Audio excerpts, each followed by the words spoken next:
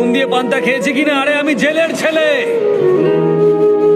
আমার নিঃশ্বাসে প্রশ্বাসে নুন রয়েছে। স্যার 1 কেজি টমেটোর দাম কত জানেন? বলুন তো লবণ কত করে কিলো? নুন দিয়ে পান্তা ভাত খেয়েছেন?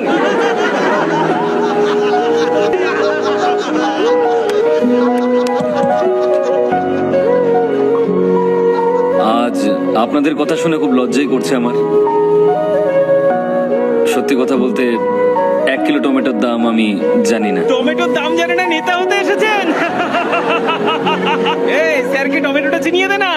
স্যার একবার এই টমেটোটা দেখে নিন। আরে ওই এই এই হচ্ছে।